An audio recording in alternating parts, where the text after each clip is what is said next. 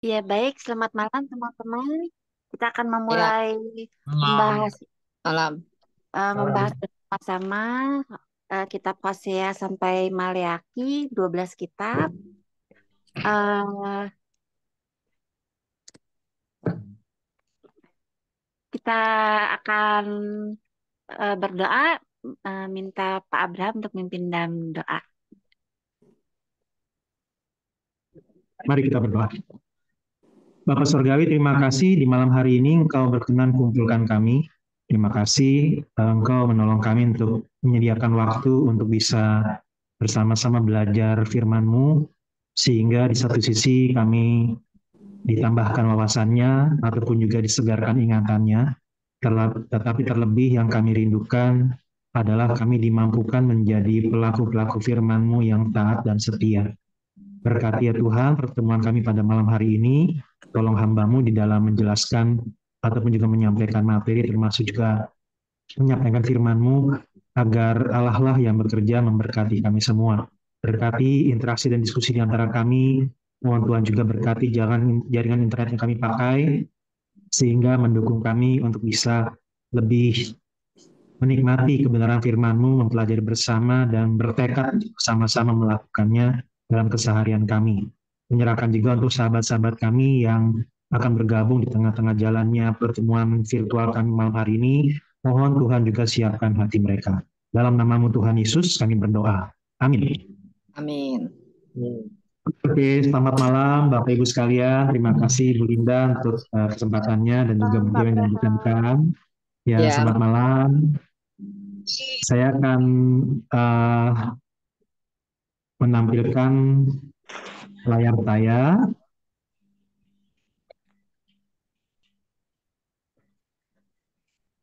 Oke, apakah sudah terlihat Sudah, Pak. tampilannya? Sudah. sudah, Sudah sudah. ya? Oke, Sudah. terima kasih untuk responnya.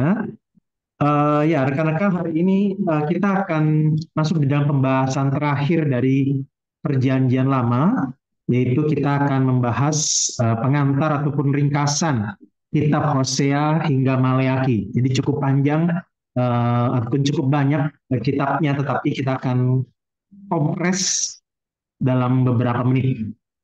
Ya, rekan-rekan, siapa di sini yang pernah tidur? Saya. Semua, semua pasti pernah tidur ya. Nah, nah sekarang begini, siapa di sini yang pernah berusaha untuk membangunkan orang yang sedang tidur? Oh iya, pernah. Pasti pernah ya. Tidurnya di gereja lagi. Pas lagi kebaktian ya. Iya. Oke. Nah, kalau misalnya rekan-rekan mau membangunkan orang lain yang sedang tidur, entahkah itu di gereja, ataukah itu mungkin dititipkan pesan oleh anggota keluarga untuk bangunin karena mungkin paginya ataupun beberapa jam ke depan harus pergi bersiap-siap, kira-kira gimana cara rekan-rekan bangunkan orang tersebut? Ya, dipanggil-panggil dulu. Oke, dipanggil-panggil. Panggil-panggilnya gimana kira-kira? Manggil Caranya gimana? namanya dong. Ayo, contoh misalkan. Joseph, ayo cepat bangun. Katanya mau kerja. Oke, jadi dipanggil tapi dengan berteriak ya Bu ya. Iya, betul. Kalau Oke. kalau nggak kedengeran kalau lembut-lembut. Kan dia lagi Nah, mimpi. kalau lembut-lembut malah tambah pules tidurnya ya. Iya. Oke. Nah, berarti artinya waktu kita bangunin orang yang lagi tidur itu kita teriak ataupun pasang alarm yang kenceng-kenceng. Bukan pasang Betul. alarm dari lagu, misalnya lagu yang tenang, tenanglah ini hatiku. Wah, Yang itu terjadi tambah malah pules. tambah pules tidurnya ya. Nah, rekan-rekan, justru sebenarnya inilah yang menjadi hal yang ingin saya sampaikan, yang kira-kira meringkas 12 kitab yang kita sudah pelajari, sudah baca bersama beberapa bulan terakhir ini. Ya, nah, saya mengutip satu kalimat dari seorang teolog sastrawan bernama C.S. Lewis. C.S. Lewis, dia bilang begini, pain is God's megaphone to rouse a deaf world. rasa sakit ataupun penderitaan adalah toaknya Allah atau megafonnya Allah untuk membangunkan dunia yang tuli ataupun membangunkan dunia yang lagi karena tidur begitu nyenyak sampai-sampai nggak dengar apa-apa. Jadi ini adalah kutipan dari C.S. Lewis yang mengatakan bahwa kenapa ya kok ada penderitaan. Nah, dalam satu sisinya penderitaan adalah speaker ataupun megafonnya Allah untuk membangunkan dunia. Nah, pertanyaannya kenapa harus penderitaan? Nah, seorang bernama William Nicholson bilang begini, ini dalam bahasa Inggris juga ya, to put it another way, untuk mengatakannya dalam cara yang lain, pain is God's megaphone to rouse a deaf world. Jadi dia mengutip ulang kata-kata C.S. Lewis. Nah, cuma dia nanya, why must it be pain? Kenapa harus rasa sakit? Kenapa harus penderitaan? Why can't he rouse us more gently with violins or laughter? Kenapa enggak dia membangunkan kita dengan lebih lembut? Dengan permainan biola mungkin, ataupun juga dengan tawa dan sukacita. Kenapa? Kenapa enggak dengan cara-cara yang lebih lembut seperti tadi ya? Nah, jawabannya adalah because the dream from which we must be awakened is the dream that all is well. Karena mimpi di mana kita harus terbangun adalah mimpi di mana semua itu baik-baik aja. Nah, jadi rekan-rekan, dalam hal ini pesan yang mau disampaikan adalah ketika ada penderitaan yang kita alami, itu membuat kita seharusnya sadar bahwa kita itu ternyata sudah terlalu nyenyak dalam mimpi kita, dan mimpi itu ada mimpi di mana semua itu baik-baik aja. Terlalu nyaman sehingga kita dibangunkan melalui penderitaan. Nah, kenyamanan seperti apa yang Alkitab nyatakan berkaitan dengan 12 kitab yang sudah kita baca ini, yaitu bahwa orang-orang Israel ataupun Yehuda, umat Allah pada waktu itu sudah begitu nyaman dengan hidupnya, sehingga ketika mereka hidup dalam dosa, mereka menyembah berhala, mereka merasa, nggak apa-apa kok, nggak ada hukuman apa-apa, nggak apa-apa menyembah berhala, hidup kita tetap sehat, tetap sejahtera, tetap makmur. Nah, itulah kenapa kemudian ada berbagai macam penghukuman, penghakiman, berita tentang penghakiman, dan juga akhir penderitaan, termasuk pembuangan, supaya umat Allah sadar bahwa hidupnya tidak baik-baik saja. Hidupnya sedang berada dalam dosa. Nah, jadi rekan-rekan, ini salah satu bagian yang saya ambil dari internet ya. Nabi-nabi kecil dalam perjanjian lama itu, kalau mau diringkas kira-kira begini. Jadi ada beberapa gambaran ya, teman-teman bisa lihat ada 12 nabi, ada Yoel, Mika, Amos, Hosea, Yunus, ada Zefanya, Nahum, Obadja, Zakaria, Hagai, Maleaki, jadi ada 12 nabi, dan melalui nabi-nabi ini ada 12 kitab yang sudah kita baca bersama. Nah, ini rekan-rekan bisa lihat ada beberapa nabi. Kalau di bagian atas itu Yoel, Mika, Zefanya, Nahum, Obadja, itu adalah nabi-nabi yang Allah utus untuk memberitakan firman kepada kerajaan Yehuda. Nah, ada 3 nabi yang Allah utus kepada kerajaan Israel. Ada Amos, Yunus, Hosea. Nah, rekan-rekan bisa lihat di sini seperti sudah kita bahas sebelumnya, bahwa kerajaan Israel itu awalnya kerajaan yang bersatu. Nah, tetapi ketika Salomo meninggal dan akhirnya diteruskan kerajaan itu dipimpin oleh anaknya itu Rehabeam, maka kemudian kerajaan itu pecah menjadi 2 kerajaan. Kerajaan Israel Utara yang kita lihat dalam bagian ini adalah kerajaan Israel, dan kemudian kerajaan yang kedua adalah kerajaan Israel Selatan yang kalau dalam bagian ini diberi nama kerajaan Yehuda. Nah, jadi rekan-rekan bisa lihat di sini kerajaan Israel sudah pecah 2. Nah, nabi-nabi yang Allah utus, ada nabi-nabi untuk kerajaan Yehuda, ada nabi-nabi untuk kerajaan Israel. Nah, tetapi ada 3 nabi terakhir, yaitu Zakaria, Hagai, dan Maleaki. Mereka adalah nabi-nabi yang diutus Allah sesudah orang-orang Yehuda, kerajaan Yehuda ini kembali dari pembuangan di Babel. Nah, untuk kerajaan Israel sendiri, itu Israel Utara maksudnya, itu sudah benar-benar hancur, orang-orangnya sudah tidak jelas lagi kewargaannya dan juga kemurnian rasnya sebagai suku Israel. Dan kalau dalam Alkitab Perjanjian Baru, orang-orang ini adalah orang-orang yang disebut orang Samaria. Nah, jadi rekan-rekan kita bisa lihat di sinilah masa-masa pelayanan mereka, termasuk masa-masa penulisan dari kitab-kitab tersebut. Nah, ada dua nabi yang di sini rekan-rekan lihat dikasih tanda tanya karena memang dari segi pendataannya masih banyak penafsiran yang belum sepakat. Sehingga ada yang mengatakan bahwa Nabi Yoel kemungkinan itu melayani pada masa pemerintahan Raja Yoram di Yehuda ataupun juga Raja Yehu di Israel. Nah, kalau Obadya kemungkinan pada masa orang-orang Yehuda dibuang ke Babel. Nah, jadi ini gambarannya ya rekan-rekan, pemetaannya, sehingga rekan-rekan sudah mulai bisa jelas membayangkan bahwa ada nabi-nabi yang memang Allah utus ke kerajaan Yehuda, ada nabi-nabi yang Allah utus ke kerajaan Israel, ada nabi-nabi yang Allah utus untuk memberitakan firman kepada orang-orang yang sudah kembali dari pembuangan di Babel. Kalau yang Asyur itu udah benar-benar tidak jelas lagi ke Israelannya ya. Nah, kenapa disebut nabi-nabi kecil? Nah, ini nabi-nabi kecil bukan karena orangnya kecil-kecil, pendek-pendek, bukan juga karena nabi-nabinya kurang terkenal, tapi karena isi kitabnya yang kecil atau pendek. Jadi kitab-kitabnya ataupun pasal-pasal dari kitab-kitab tersebut itu pendek-pendek, hanya sedikit, bahkan nanti ada yang cuma satu pasal. Jadi ini maksudnya nabi kecil itu maksudnya ukuran kitabnya ataupun juga jumlah pasalnya yang sangat sedikit.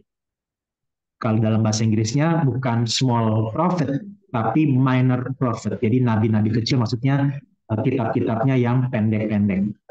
Mulai dari Hosea sampai Maleakhi. Nah, ini saya meringkaskan saja 12 12 kitab tersebut. Nah, saya ambil dari situs ini ya, jordanladikos.com. Jadi ada gambar-gambarnya dan sudah saya terjemahkan meskipun ada beberapa penambahan. Nah, ini saya sudah kelompokkan nabi-nabi kecil di dalam bagian ini. 3 nabi yang saya sebutkan di sini adalah sebelum jatuhnya Samaria. Samaria itu maksudnya tadi ya, kerajaan Israel Utara. Jadi ada Nabi Hosea. Nah, Hosea ini salah satu kitab yang terkenal karena apa? Mengisahkan tentang seorang nabi yang dipilih Allah untuk jadi semacam alat peraga. Contoh kepada bangsa Israel, di mana Hosea ini diminta untuk menikahi seorang istri, seorang perempuan bernama Gomer, dan ternyata istrinya ini berzina. Nah, ketika berzina, kemudian Allah minta bahwa dia pulang lagi. Nah, memang kalau jadi Hosea ini bukan hal yang mudah. Nah, tapi ini adalah sebuah alat peragaan. Bahwa seperti itulah cinta Allah kepada umatnya. Kalau Hosea sebagai seorang pria, sebagai seorang suami, dikhianati istrinya pergi ke pelacuran, jadi pelacur. Kemudian Hosea diminta untuk tebus dia, ambil dia, balikin dia lagi sebagai istri kamu. Nah, ini kan bukan hal yang mudah bagi seorang laki-laki, seorang pria, seorang suami. Nah, inilah yang jadi gambaran betapa tidak mudahnya bagi Allah untuk mencintai umat Israel yang sudah berzina secara rohani, sudah menyembah berhala, meninggalkan Allah, hidup dalam dosa. Tetapi dalam kitab ini mau dikatakan Allah terus mencari kemanapun orang Israel pergi, termasuk ketika mereka sudah menjauh dari Allah, Allah tidak diam saja, bahkan Allah terus kejar mereka. Nah, inilah ringkasan dari kitab Hosea. Nah, yang kedua adalah kitab Yoel. Nah, ini memang kitab yang memang masih diperdebatkan ya, kira-kira kapan dituliskannya. Tetapi ini adalah kitab yang menggambarkan tentang masa di mana Allah menegaskan bahwa wabah belalang yang terjadi di Israel itu adalah semacam tanda dari Tuhan sebagai pendahuluan hari Tuhan. Nah, hari Tuhan di sini rekan-rekan, kalau dalam bahasa Inggrisnya the day of the Lord. Nah, kadang-kadang itu kita mungkin kurang terlalu bisa mengerti ya istilah hari Tuhan. Apalagi kalau di sekolah minggu kan kita dibilang ya, hari ini harinya Tuhan, harinya Tuhan. Mari kita bersukaria, bersukaria. Hari ini harinya Tuhan. Mari kita bersukaria. Hari ini harinya Tuhan. Nadanya sangat menyenangkan, riang, dan kita diajak bersukaria. Tapi sebenarnya hari Tuhan di dalam perjanjian lama itu justru adalah hari penghakiman, hari penghukuman. Bahwa Allah itu akan menghakimi orang berdosa termasuk umatnya ketika jatuh dalam dosa. Jadi memang hari Tuhan di dalam Alkitab perjanjian lama khususnya itu bukan hari yang menyenangkan. Itu hari yang mengerikan. Karena Allah mau menegaskan keadilannya bahwa umatnya ini sudah terlalu berdosa dan tidak mau bertobat meskipun sudah dikasih kesempatan sehingga tiba waktunya untuk mereka menerima hukuman dari Tuhan. Jadi hari Tuhan di dalam Alkitab khususnya perjanjian lama adalah hari penghakiman dari Allah yang adil. Sehingga intinya ibaratnya, hai umat bersedialah menghadapi Allah yang akan menghakimi kamu. Nah jadi memang hari Tuhan dalam Alkitab itu mengerikan. Hari di mana keadilannya Allah benar-benar dinyatakan. Yang bersalah akan dihukum. Nah jadi rekan-rekan mungkin yang perlu kita perhatikan lagi kalau nyanyi lagu tadi, ya perlu dikasih pengertian bahwa harinya Tuhan itu maksudnya semua hari yang kita miliki adalah hari miliknya Tuhan. Sehingga kita diminta untuk mendedikasikan hari yang kita jalani, waktu yang kita gunakan ditujukan kepada Tuhan. Baik itu untuk menikmati berkatnya ataupun juga untuk taat kepadanya. Nah itu ya, jadi artinya di sini pesan dari Nabi Yoel adalah bahwa hati-hati ketika kita mengalami penderitaan, jangan-jangan itu adalah tanda dari penghakiman Tuhan buat kita. Meskipun memang kitab Ayub tidak langsung bicara tentang itu ya, penderitaan yang Ayub alami bukan karena Allah pengen menghukum Ayub, tetapi itu adalah upaya iblis untuk menjatuhkan iman Ayub. Nah, tetapi dalam kitab Yoel, salah satu bagian lain dari penderitaan bahwa ketika di dalam kitab Ayub penderitaan adalah cara untuk iblis menjatuhkan iman seseorang, maka ternyata penderitaan di dalam bagian yang lain itu adalah cara Tuhan untuk memberitahu kamu hidupnya sudah jauh dari Tuhan. Nah, jadi penderitaan apapun yang kita alami, kita mesti lihat dalam berbagai sisi tadi ya. Apakah ini cara iblis menjatuhkan iman saya, berarti itu artinya saya harus lebih mendekat kepada Tuhan, lebih mengandalkan Tuhan. Nah, kalau dalam kitab Yoel berarti kesannya adalah kita mesti hati-hati. Kita mesti introspeksi. Apakah jangan-jangan memang penderitaan yang saya alami itu adalah akibat dari dosa saya? Kalau itu yang terjadi, berarti kita harus bertobat. Nah, itulah salah satu pesan ketika kita mengalami penderitaan. Apakah kita harus lebih berserah kepada Tuhan, ataukah kita jangan-jangan harus introspeksi di hadapan Tuhan. Nah, yang ketiga adalah Amos. Nah, ini yang menarik. Amos sebenarnya itu adalah peternak domba dan pemungut buah ara dari kerajaan Yehuda. Dia tinggal di kerajaan Yehuda, tapi Allah utus ke kerajaan Israel. Jadi dia juga punya tantangan tersendiri. Ibaratnya orang yang disuruh merantau ke negara lain untuk menyampaikan berita penghakiman Allah terhadap kerajaan ataupun negara tersebut. Jadi peluang untuk ditolak sangat besar sekali. Dan ibaratnya peluang untuk Amosnya kapok besar juga, dalam artian ngapain sih saya nyampein firman Tuhan kepada orang dari negara lain, mendingan nyampein firman Tuhan kepada negara orang negara saya sendiri. Nah, tapi di sini kita lihat ada bayar harga yang dilakukan oleh Amos. Dia bersedia diutus Allah ke Israel Utara atau kerajaan Israel untuk mengoreksi kehidupan orang-orang Israel di sana dan bangsa-bangsa di sekitarnya. Jadi ada kembali berita tentang penghakiman Allah. Kalau orang Israel dan bangsa-bangsa sekitarnya itu tidak bertobat, mereka hidupnya justru hidup beria-ria dalam dosa dan juga kemudian menindas sesamanya, maka siap-siap untuk berhadapan dengan penghakiman Allah.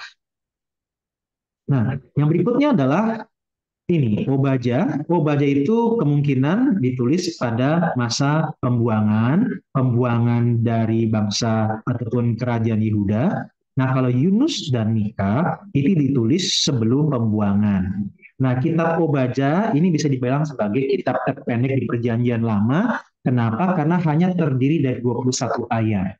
Nah, Isinya apa? Isinya adalah penyerukan penghakiman atas Edom yang membantu kerajaan Babel saat menyerbu Yerusalem.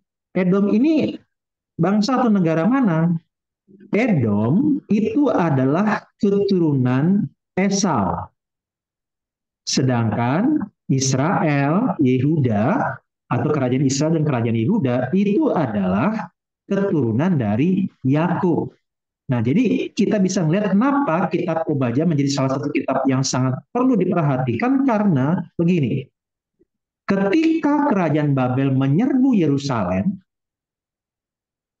Edom ibaratnya sebagai keturunan dari saudaranya Yerusalem lah gitu ya. Bukannya menolong membantu Yerusalem, tapi malah ngebantu Babel untuk menghancurin Yerusalem. Jadi artinya ini saudara sendiri. Saudara sendiri mengkhianati. Dia bukannya bantuin saudaranya, tapi malah ikutan menghancurkan saudaranya sendiri. Sehingga di satu sisi pesan moralnya adalah, kok bisa ya saudara sendiri nggak peduli dengan sesamanya, nggak peduli sama adiknya sendiri ataupun familinya sendiri, tapi malah mengkhianati dan menikmati kehancuran dari saudaranya sendiri itu. Sehingga salah satu pesan moral lain adalah jangan-jangan ada dendam, kebencian, dan kedengkian yang terus-menerus dipelihara dari awal-awal sampai masa mereka sudah menjadi bangsa yang besar. Dari awalnya keturunan pertama Esau, keturunan kedua, dan seterusnya sampai menjadi sebuah bangsa itu bangsa Edom, mereka memelihara kebencian, kedengkian, dendam terhadap keturunan Yakub. Sehingga ketika keturunan Yakub ini sengsara, mereka bukannya nolongin atau setidaknya ya minimal gak ikutan bantu Babel, melainkan ikut bantu dan ikut nyerbu dan menikmati kehancuran saudaranya sendiri. Sehingga ya Allah akan memberikan hukuman terhadap orang yang begitu jahat terhadap saudaranya sendiri. Sehingga inilah satu hal yang juga yang mesti kita waspadai ya, jangan sampai kebencian ataupun konflik masa lalu antara keluarga besar kita misalnya ya, itu kita warisi terus dan akhirnya sampai sekarang kita bermusuhan. Ibaratnya nanti mungkin jadi seperti novel ataupun kisah Romeo dan Juliet ya. Oke. Yang berikutnya kitab Yunus. Nah, Yunus ini kitab yang paling terkenal ya, mengisahkan khususnya ada ikan besar yang ikan raksasa ya, bukan ikan paus memang, hanya dikatakan ikan besar, ikan raksasa yang menelan Yunus untuk Yunus bisa dimuntahkan dan kembali bisa menjalani misi yang Allah berikan, yaitu memberitakan pertobatan kepada penduduk Niniwe. Niniwe itu adalah ibu kota kerajaan Asyur. Nah, jadi Yunus ini nggak mau pergi ke kota Niniwe, bukan karena takut, bukan karena nggak mau dipakai Tuhan, ibaratnya karena aduh saya ini siapa. Tetapi sebenarnya Yunus itu adalah seorang yang begitu penuh dengan kemarahan, termasuk kepada penduduk Niniwe. Kenapa? Karena Niniwe itu kan ibu kota Asyur. Kerajaan Asyur adalah kerajaan yang sangat berkuasa pada zaman Yunus, dan dia begitu kejam terhadap banyak kerajaan yang lain, termasuk kepada kerajaan Israel Utara.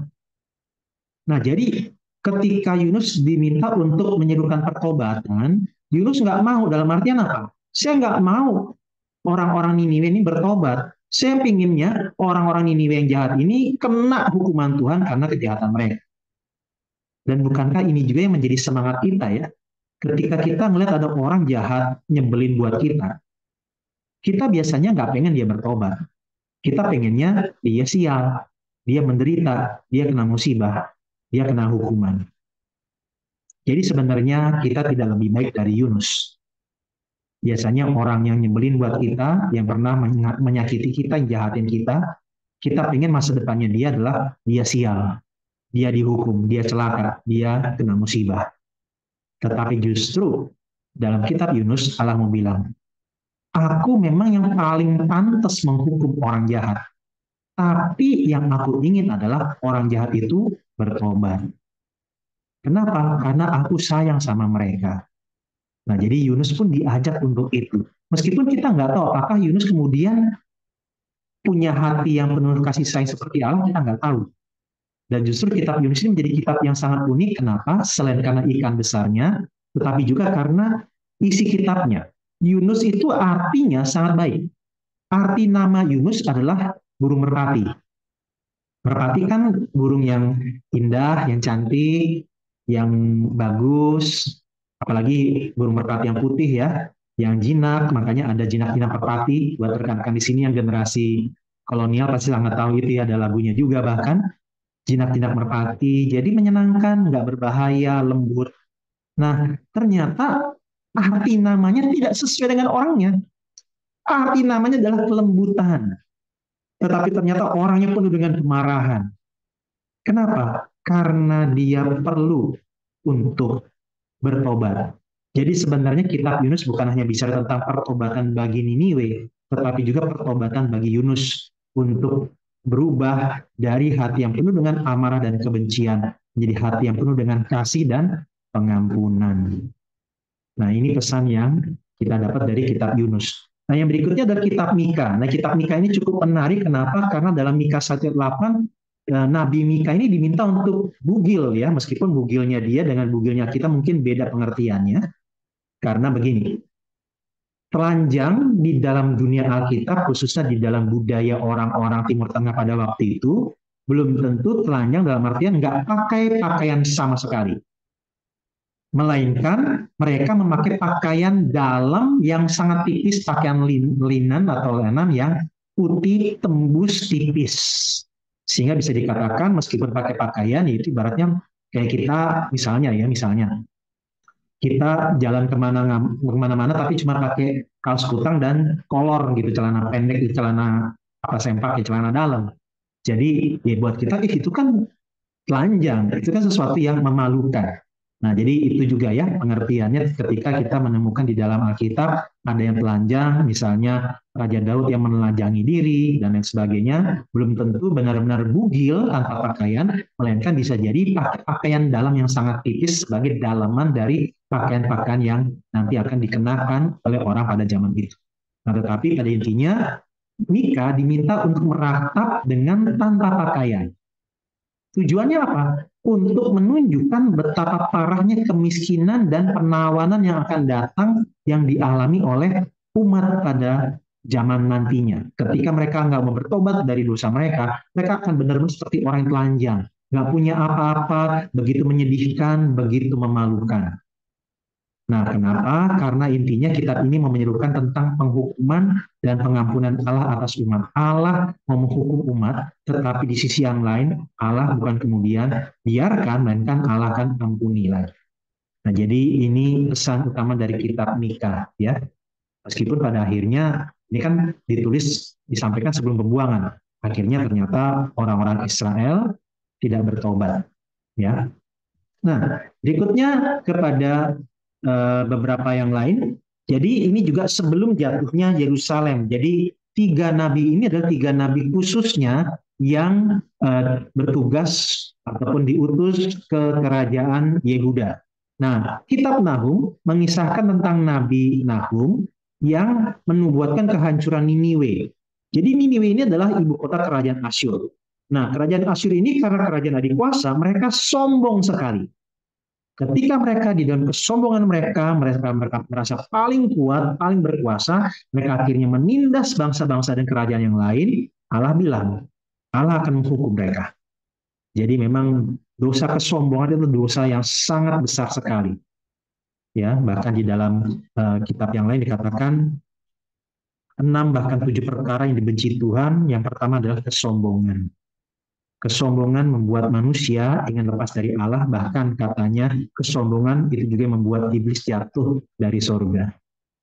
Nah, jadi kalau kita kaitkan antara seruan Nahum dengan Yunus, ternyata pertobatan Niniwe pada zaman Yunus itu tidak berlangsung lama.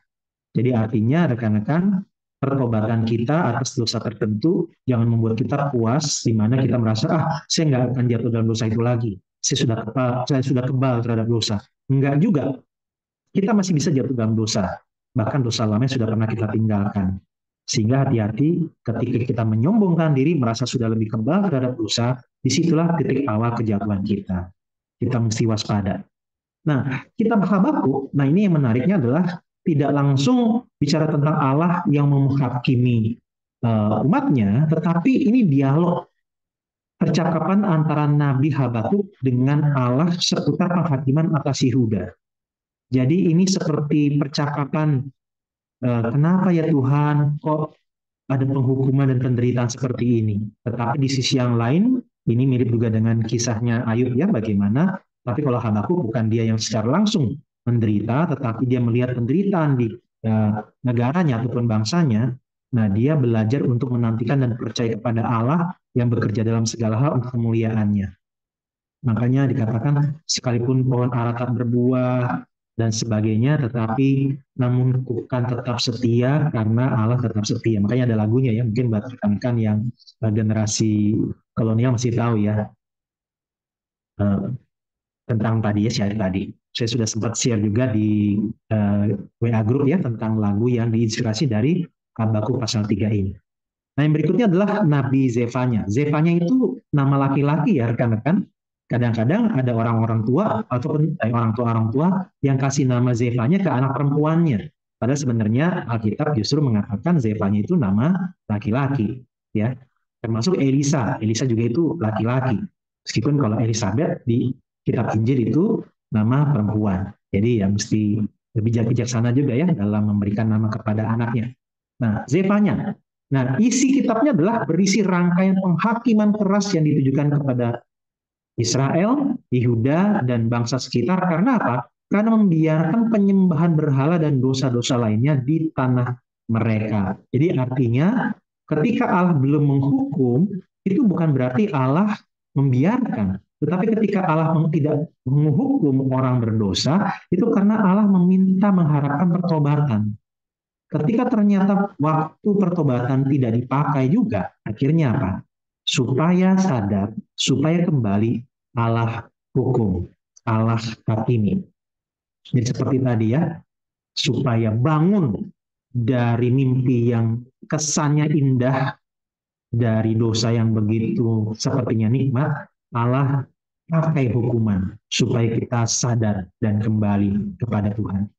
Nah, yang terakhir adalah 3 kitab berkaitan dengan sesudah orang ini ya, orang-orang kerajaan Israel selatan, yaitu Yehuda yang kembali dari pembuangan Babel. Meskipun waktu itu sudah bukan Babel lagi yang berkuasa, tetapi Persia. Nah, kitab Hagai penekanannya adalah tentang pembangunan kembali bait Allah. Masalahnya apa? Masalahnya adalah begini. Ketika orang-orang Yahudi ini sudah kembali ke tanah perjanjian, mereka fokus kepada hidup mereka sendiri, fokus kepada kesejahteraannya sendiri, dan bait Allah dibiarin, dicuekin, belum benar-benar dibangun kembali. Nah, sehingga ini menjadi sorotan, ibaratnya begini. Seringkali banyak orang ketika menikmati berkat Allah, yang dia pikirkan adalah berkatnya Allah, di mana dia bisa menikmati dan dia hidup terus di dalam berkatnya Allah. Tapi dia nggak pernah memikirkan tentang bagaimana kehadiran Allah itu benar-benar dialami di tengah-tengah kehidupannya. Banyak orang hanya fokus kepada dirinya sendiri dan nggak kepikiran, nggak mau mikirin tentang kemuliaan Allah, tentang kehadiran Allah.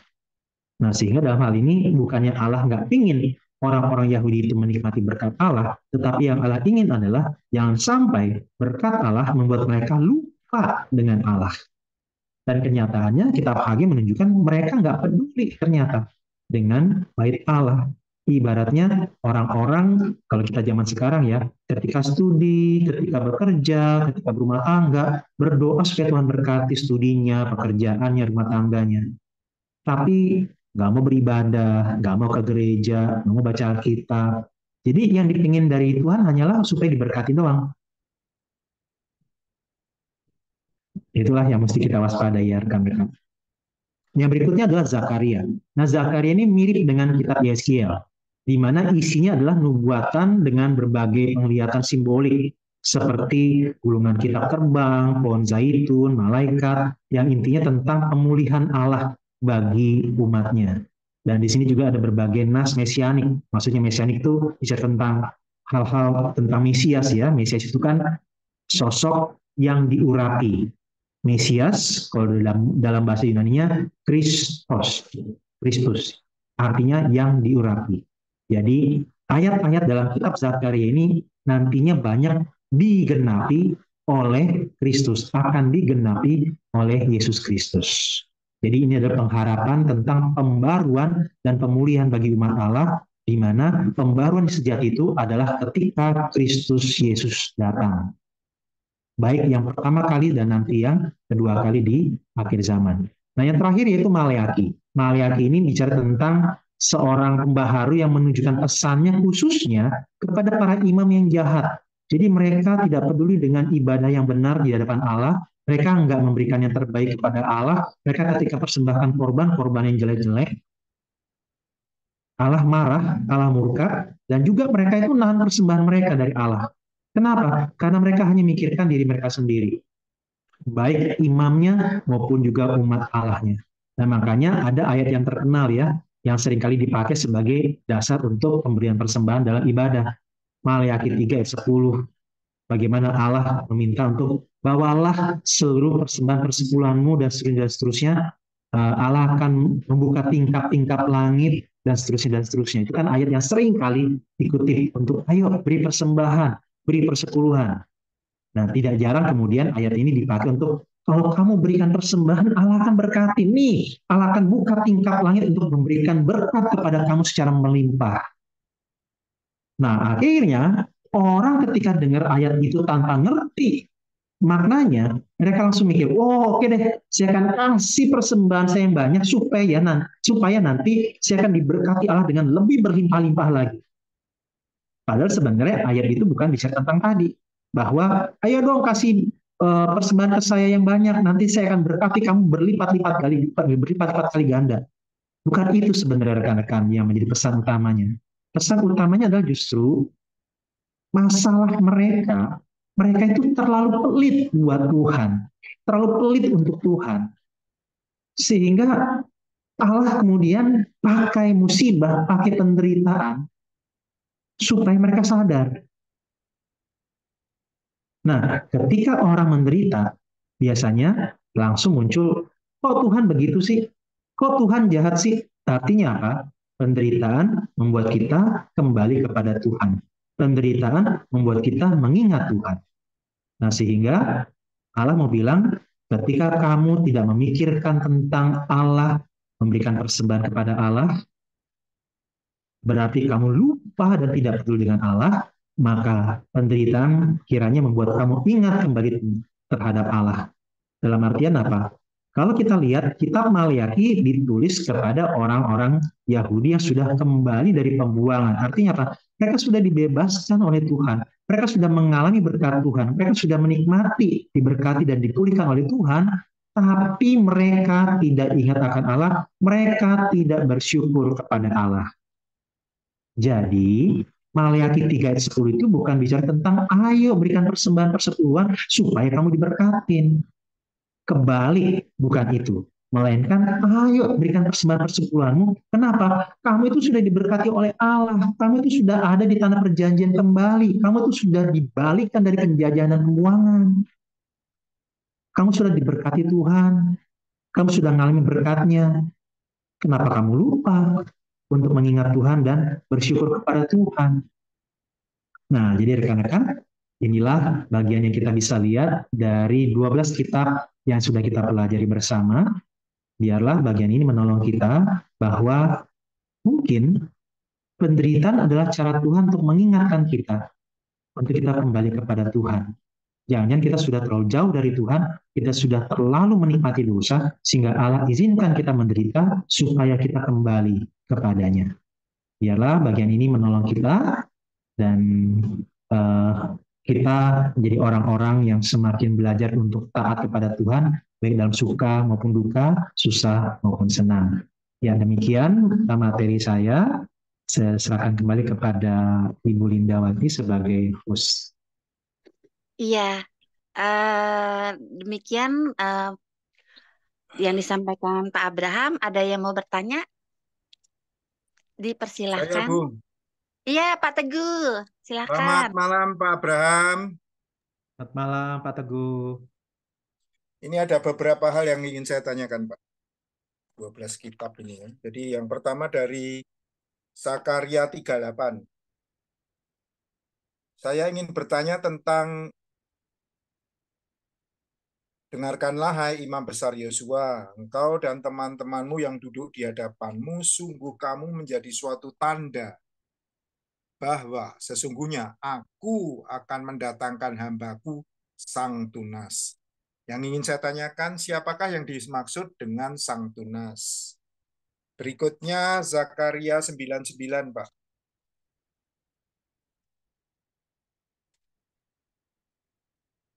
Kedatangan Raja Damai, bersorak-sorahlah dengan nyaring, hai Putri Sion. Bersorak-sorahlah, hai Putri Yerusalem. Lihat, rajamu datang kepadamu. Ia adil dan jaya. Ia lemah lembut dan menunggang seekor keledai yang muda, anak keledai betina. Apakah ini yang dimaksudkan nubuat mengenai kedatangan Yesus Kristus, Pak ya? Berikutnya, tadi Bapak sudah singgung dari Maleakhi 3. Tadi Pak, yang sebagai dasar persembahan itu. Maleakhi 3:10. Bawalah seluruh persepuluhan itu ke dalam rumah perbendaharaan, supaya ada persediaan makanan di baitku. Ujilah aku, firman Tuhan semesta alam. Apakah aku tidak akan membukakan bagimu tingkap-tingkap langit dan mencurahkan berkat kepadamu sampai berkelimpahan.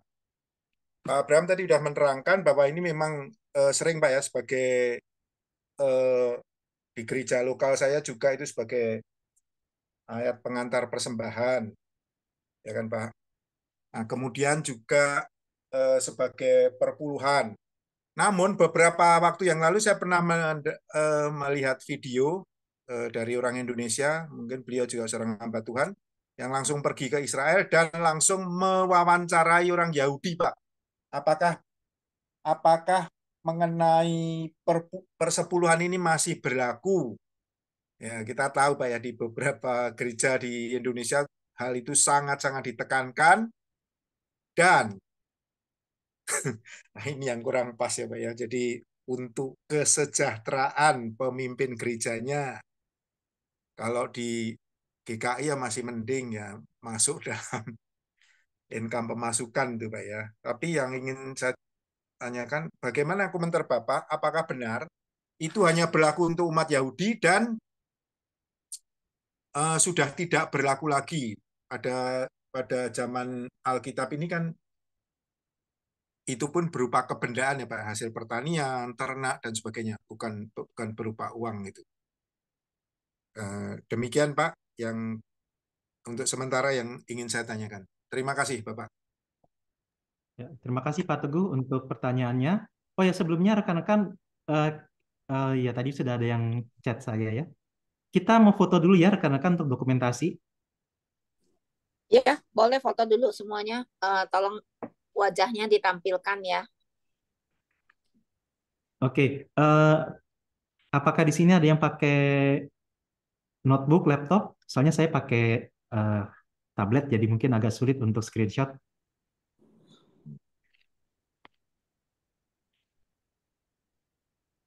Pak Musa, bisa bantu? Pakai HP sih.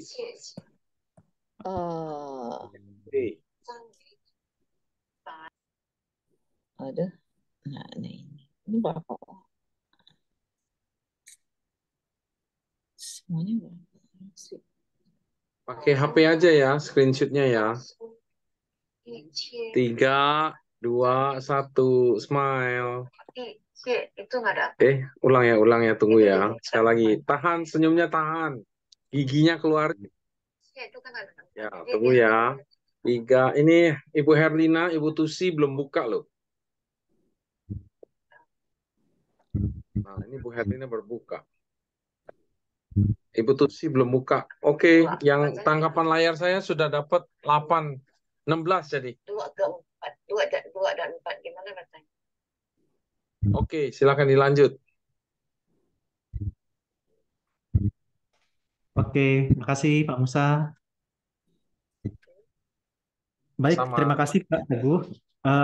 Tadi pertanyaan tentang Zakaria 3 ayat 8. 8, iya itu tentang ya Imam besar Yosua. Engkau dan teman-temanmu yang duduk di hadapanmu, sungguh kamu menjadi suatu tanda bahwa sesungguhnya aku akan mendatangkan hambaku sang tunas. Ya, jadi memang seperti saya sudah sampaikan tadi tentang pengantar dari kitab Zakaria ini, memang kitab Zakaria itu berisi banyak sekali nubuatan tentang Mesias, Sang Tunas. Ini kan eh, istilah Sang Tunas ini juga mengacu kepada Perjanjian Lama dan juga mengacu kepada khususnya Yesaya ya. Yesaya, misalnya Yesaya 11 tentang tunas, itu tunas Daud. Berarti ini sebuah petunjuk bahwa sosok yang dimaksud adalah keturunan Daud. Nah, cuma kalau bicara tentang sang tunas, tunas Isai, tunas Daud, tunggul Isai, itu kan berarti tentang Daud. Nah, tapi kalau Daud di yang dimaksud berarti bukan Daud yang sudah menjadi raja di masa lampaunya Zakaria, melainkan Daud yang di masa depan. Sehingga kita bisa lihat ini adalah gambaran dari nubuat tentang Yesus, tentang Yesus yang menjadi Mesias tersebut.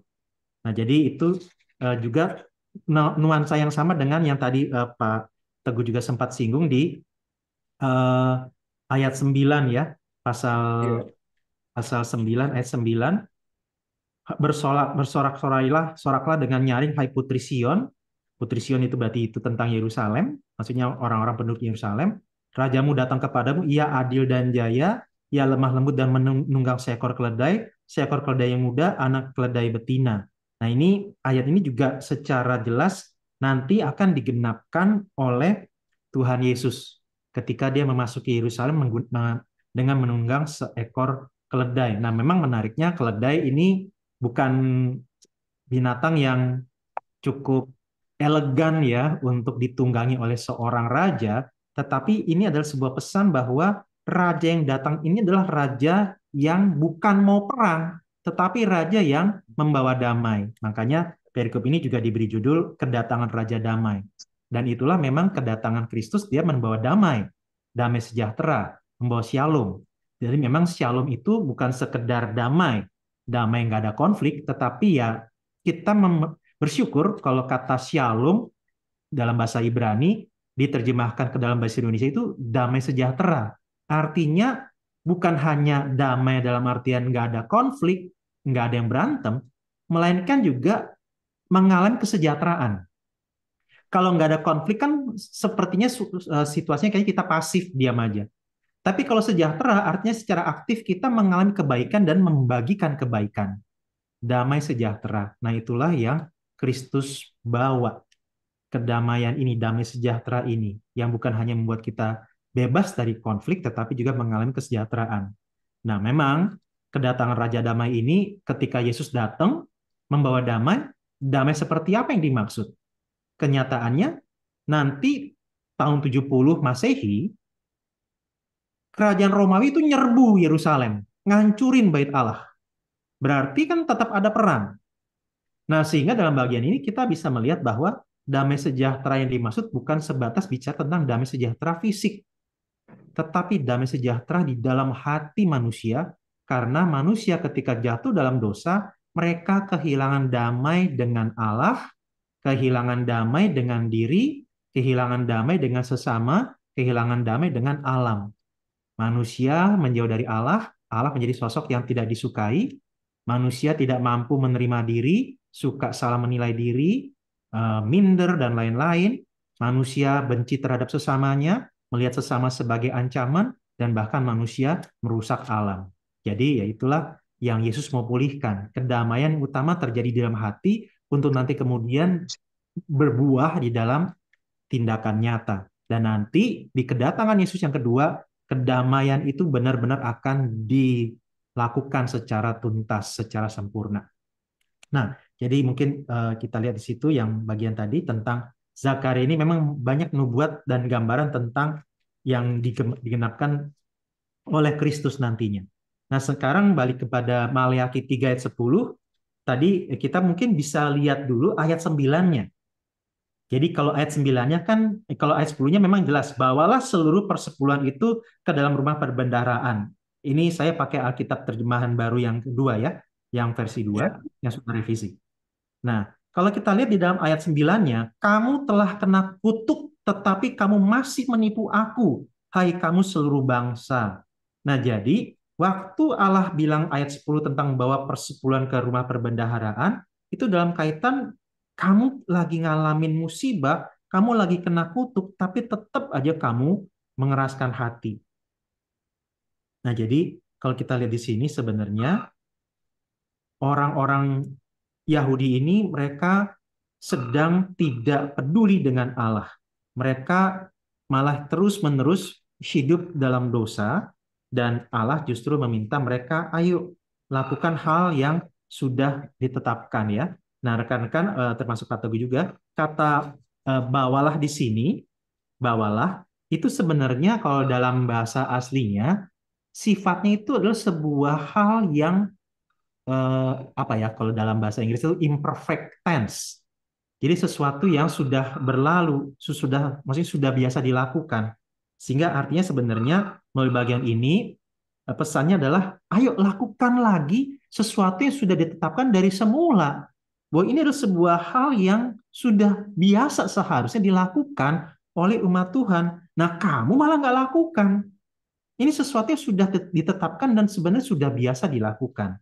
Nah, sehingga justru bagian ini menjadi sebuah ajakan perintah untuk ayo lakukan lagi sesuatu yang sudah biasa dilakukan oleh umat Tuhan. Nah, sifat dari persembahan itu sendiri adalah bukan untuk menyogok Tuhan, tetapi sebagai ungkapan syukur. Makanya tadi kita sudah lihat ya, tadi sudah sempat saya jelaskan bagaimana ini sebuah upaya untuk mengajak umat Tuhan mengingat kembali Allah dan bersyukur kepada Allah melalui persembahan mereka. Nah, jadi pesannya itu ya, pesannya adalah ajak kembali untuk bersyukur dan tidak pelit dengan Tuhan, tidak hitung-hitungan dengan Tuhan. Nah, pertanyaannya kemudian tentang persepuluhan. Apakah kita masih harus memberikan persepuluhan? Nah, memang ada berbagai macam pandangan dan pendapat. Ada yang bilang, iya, harus. Nah, ada yang bilang itu hanya ada di dalam dunia dan zaman Alkitab pada masa waktu pas orang-orang Yahudi, orang-orang Israel pada waktu itu. Apalagi tadi seperti Pak Teguh sudah singgung bahwa persepuluhan itu kan hasil ladang, hasil pertanian. Jadi ya gandum lah, anggur dan lain-lain. Nah, kalau kita jadi memang agak sulit untuk kita bayangkan itu zaman dulu itu bukan persepuluhan dalam hal uang, tetapi dalam hal hasil tanah, hasil ladang. Ya. Nah, cuma pertanyaannya apakah persepuluhan ini benar-benar kita terapkan atau kita abaikan sama sekali? Nah, sebenarnya yang perlu kita ingat pada intinya adalah ini bicara tentang ungkapan syukur kita kepada Tuhan. Ungkapan syukur kita kepada Tuhan. Nah, besarnya 1/10 dari harta yang kita dapat. Nah, cuman ini yang mesti kita waspadai bahwa jangan sampai persepuluhan itu menjadi patokan mati kita. Di luar 1/10 dari pendapatan kita nggak mau ngasih untuk Tuhan. Nah, jadi sebenarnya apakah kita masih perlu memberikan persepuluhan? Pendapat saya pribadi, ya masih perlu. Tetapi apakah harus 1/10? Tidak harus.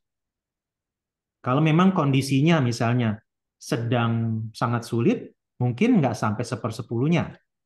Tapi ketika misalnya kita dalam kondisi yang mampu memberi lebih, kenapa enggak melebihi dari 1/10-nya? Nah, makanya kita justru hati-hati dengan istilah persepuluhan, jangan sampai kita jadi hitung-hitungan lagi sama Tuhan. Saya hanya mau ngasih 1/10 aja deh dari pendapatan saya. Dan mesti dipahami juga memang pada zaman itu persepuluhan diberikan oleh umat Israel dan itu nanti memang ditujukan bagi rumah Tuhan, bagi imam-imam, bagi orang-orang Lewi yang bekerja untuk melayani Tuhan secara penuh. Nah, jadi di satu sisi memang pemberian ini nggak buat Tuhan secara langsung, dalam artian Tuhan nggak butuh uang kita, Tuhan nggak butuh hasil ladang kita, tetapi itu dipakai untuk kemajuan pelayanan Tuhan. Jadi yang nanti mengelolanya adalah para penata layan, para imam, Nah, cuma kalau dalam penerapannya dalam masa sekarang, yang memang mesti kita waspadai adalah jangan sampai akhirnya ini menjadi sarana untuk hamba-hamba Tuhan memakai ayat ini untuk memperkaya diri sehingga umat Tuhan ibaratnya didesak untuk ayo beri biar diberkati, beri diberkati. Akhirnya apa? Yang banyak dapat berkat hamba Tuhannya. Jadi kan itu ya, kadang-kadang tadi itu prinsipnya penerapan ayat 10 ini kan suka salah ya, dalam artian kalau kamu memberi sekian, maka akan diberkati berlipat-lipat ganda. Akhirnya apa? Nah, naluri manusia yang berdosa muncul di situ. Keserakahan muncul di situ. Akhirnya apa? Banyak orang Kristen yang punya semangat ketika memberi, memberi dengan serakah. Saya pengen ngasih misalnya. Saya pengen ngasih uang 10 juta ke gereja supaya nanti Tuhan berkati saya dengan berlipat ganda sehingga kembalinya nanti Tuhan berkati saya dapat uang yang mungkin 5 kali lipat, 10 kali lipat, 100 juta. Akhirnya pemberian persembahan kita bukan ucapan syukur, tetapi keserakahan. Itu dari sisi jemaat. Nah, yang kedua, dari sisi hamba Tuhannya. Tidak semua memang, tetapi kita mesti waspada, jangan-jangan ada hamba-hamba Tuhan yang memperalat ayat tadi supaya jemaat ngasih uang banyak. Dan akhirnya apa? Hamba Tuhannya kaya raya, umatnya malah miskin. Dan mungkin ini saya sempat singgung juga ya, bahwa bagaimana di Amerika salah satunya ada pendeta yang dia punya jet pribadi sampai 3, padahal jemaatnya itu jemaat dari kalangan menengah ke bawah. Berita bahwa ayo dukung pekerjaan Tuhan, ayo bersihkan persembahanmu, kamu akan diberkati melimpah nantinya. Nah, buat orang-orang yang menengah ke bawah, mereka sangat senang, mereka sangat pingin. Nah, itulah kesempatan akhirnya apa? Si hamba Tuhan ini punya jet pribadi sampai 3 biji. Nah, jadi memang kita mesti waspada dengan hal ini. Nah, memang kita bersyukur kalau di beberapa gereja itu pola kepemimpinannya itu seperti pola istilahnya presbiterian sinodal atau mungkin kepemimpinan kolektif. Nah, kepemimpinan kolektif ini diharapkan memang bisa menjaga akuntabilitas dan integritas termasuk hamba Tuhannya. Sehingga keuangan gereja itu dikelola bersama atas sepengetahuan bersama. Nah, kalau gereja-gereja tertentu kadang-kadang akuntabilitas dan integritas hamba Tuhannya itu diuji. Karena apa? Di beberapa gereja tertentu, ya termasuk misalnya gereja-gereja yang eh, kepemimpinan tunggal dari hamba Tuhannya, pendetanya, ada istilah mungkin gembala sidang, itu tidak jarang keuangan dia pegang langsung atau istrinya yang pegang. Nah, akhirnya karena dia dan keluarga yang pegang, yaitu terserah mereka. Sehingga tidak jarang akhirnya hamba Tuhannya, pendetanya, gembalanya ini hidup dengan kemewahan, jemaatnya ya tidak mendapatkan dampak apa-apa dari pengelolaan uang yang ada di sana. Jadi memang kita mesti waspada di situ bahwa jangan sampai hamba-hamba Tuhan ini justru menggunakan ayat tersebut secara tidak bertanggung jawab untuk memanipulasi jemaatnya supaya si hamba Tuhan ini diperkaya. Ya begitu Pak, mungkin penjelasan saya, Pak. Ya, terima kasih Pak Abraham. Memang kalau yang Bapak sebutkan benar sekali, di suatu sinode di Papua memang demikian. Jadi kalau di USA tadi 3 jet Pak ya. Kalau di Papua itu ya mobil mewah lah ya. Kemudian juga misalnya kalau dia perjalanan dinas, Papua, Jakarta, tidak masalah lah. Walaupun berjuta-juta ya berangkat. Dan saya pikir kita semua udah tahu lah ya. Jadi apa itu sinodenya kan juga berasal dari gereja Amerika. Memang yang Bapak singgung tadi, Presbyterian Sinodal kepemimpinan kolektif, jadi dikelola benar dan yang berkuasa adalah Dewan Majelis Pak ya, bukan pendeta. Pendeta di gereja sinode tersebut disebutnya pengerja. Jadi istilah itu juga kadang-kadang ya Pak, gimana ya? Membingungkan juga disebut pengerja sehingga ya ibaratnya kayak pengerja perusahaan gitu Pak ya. Yang penting saya dan ciri gereja ini apa Pak? Ciri gereja ini adalah program dan program gitu loh. Terus terang Saya mengalami hal itu dan memang yang saya rasakan mengalami kekeringan rohani, Pak ya. Jadi kan disebut lapar dan haus gitu ya. Makanya saya sendiri juga heran. Kalau buat saya, Pak, kalau kita sudah prinsip dan ini kan yang kita pelajari kan juga firman Tuhan. Masa dengan Tuhan kita harus main-main? Kesimpulan saya, kalau orang sudah menyepelekan firman Tuhan, nah, tentunya terhadap sesamanya lebih-lebih lagi. Misalnya diajak untuk kegiatan seperti ini, ya kan Pak? Ada tuh yang nggak mau. Padahal dia ikut program membaca. Nah, ngapain dia sudah mengikuti program membaca kok tidak ada penerusannya? Padahal disinilah yang disampaikan oleh Bapak Abraham ini sangat-sangat penting. Jadi peserta pada malam hari ini kalau misalnya ke gereja kan cuma satu arah mendengarkan khotbah dari pendeta. Entah itu benar, entah itu tidak. Pokoknya telan aja kan Pak. Kalau di sini kita bisa bertanya jawab. Nah, mungkin mereka nggak sadar ya tentang penting.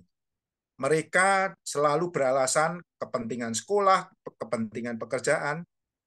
Tapi saya senang Pak, dalam mempelajari dari Lukas Pak ya. Ya sudah, tinggalkanlah kota itu, tinggalkanlah desa itu. Kebaskanlah kasutmu. Gitu Pak. Dan ini Yesus kalau berkata kan tidak tanggung-tanggungan. Mungkin pemahaman saya keliru, tapi buat saya itu untuk menenteramkan hati. Yang penting saya sudah menegur, mengarahkan. Buat yang tidak terima ya sudahlah. Itu urusannya dia dengan yang di atas. Tapi buat yang saya pikir masih anak muda, masih cucu keponakan saya ngomong keras, Pak. Karena buat saya untuk Tuhan kok main-main gitu loh. Nah, mau jadi apa? Lebih baik nggak usah lah. Emang jadi muridnya itu hanya mencari berkat dan berkat saja. Tidak. Nah itu Pak. Jadi memang benar apa firman kalau hanya dibaca hanya sebagai diangan-angan tidak dilakukan ya jadinya begitu. Jadi ini program ini sangat-sangat bagus sekali. Dan kadang-kadang walaupun kita sudah berprofesi sebagai hamba Tuhan pun kan juga kelakuan kita kan bukan tidak bisa menjadi panutan, Pak. Ini kan sangat disayangkan juga. Nah, akhirnya dari menyimak penjelasan Bapak, akhirnya kembali ke pribadi kita masing-masing. Tadi juga dapat melihat video, padahal dia juga dari seberang. Saya bukan sekolah teologi katanya Mbak-mbak tadi, tapi saya mengabarkan Injil. Nah itu yang saya sangat suka. Nah, jadi mari kita dengan adanya program ini bisa dengan bimbingan langsung oleh Pak Abraham, tentunya kan kita bisa berpraktek ya kan Pak. Misalnya kalau misalnya kita sedang makan di warung, kemudian ada orang-orang awam ya sampaikan saja. Nah, itu kan jadi suatu latihan untuk diri kita sendiri. Ya memang orang masing-masing berbeda. Tapi kalau hanya dikip untuk kita sendiri, wah saya mengerikan Pak. Nanti pertanggungan jawab di sana itu bagaimana? Itu sih Pak yang bisa saya ambil hikmahnya dari program membaca Alkitab ini. Jadi saya sudah mendapatkan jawabannya. Untuk yang bandel ya silahkan aja lah. Terima kasih Pak Abraham untuk penjelasannya. Nanti mungkin sambung lagi. Teman yang lain Pak. Baik, buat yang lain ada lagi pertanyaan? Dipersilahkan.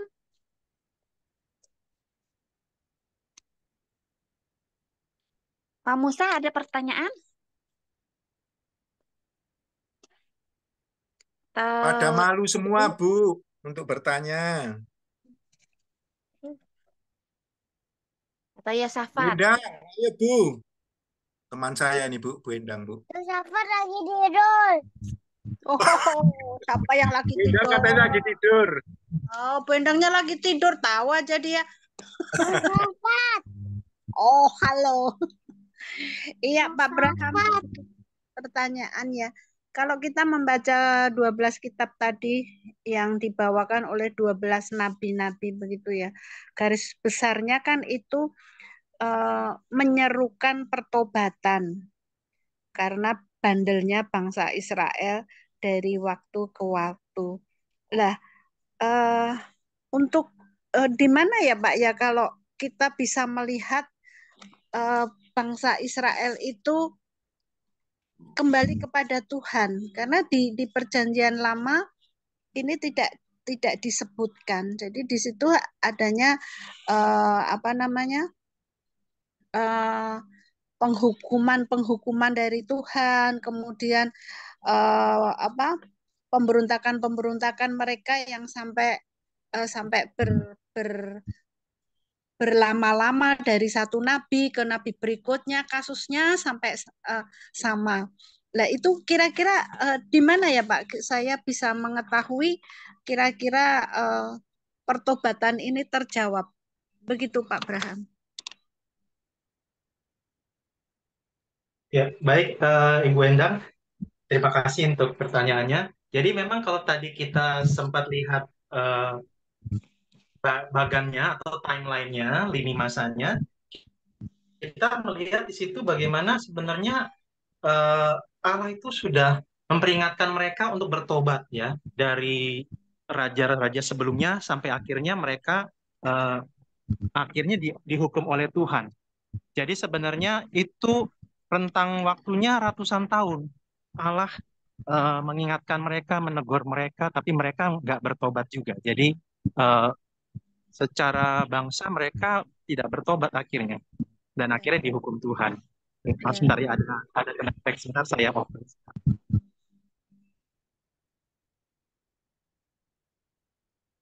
Halo?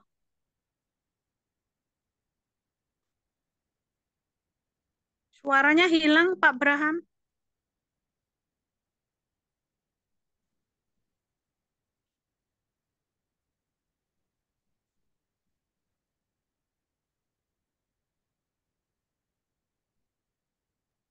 Pak Abraham lagi Pak kemana? Abraham mental ya? Lagi mental Pak Abrahamnya. Oh, keluar. Oh, enggak keluar kok. Masih ada. Oh iya. Nggak ada suaranya ya? Itu udah nggak ada suara. Pak Abraham lagi di GKPI, jadi nggak tahu. Oh, Ya di kantor. Di kantor sinyalnya. Bukan. kantor apa? Kantor majelis. Kantor hamba Tuhan. Bangunin Yosafat.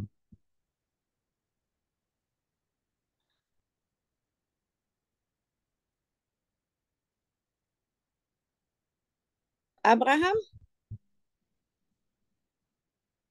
Pak Abraham. Tadi katanya lagi angkat telepon. Oh, lagi angkat telepon. Oh. Oh ya nggak apa-apa dah, kita tunggu dulu Bu Weni. Iya. Biarnya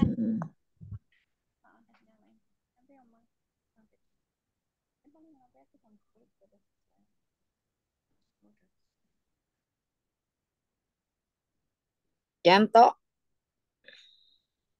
Arianto. Ada kan? Hari ini ikut kan? Ya, Edition. siap. Disiapin pertanyaan-pertanyaan yang mau ditanyakan. Samuel, Edwin ada mau tanya nggak Edwin?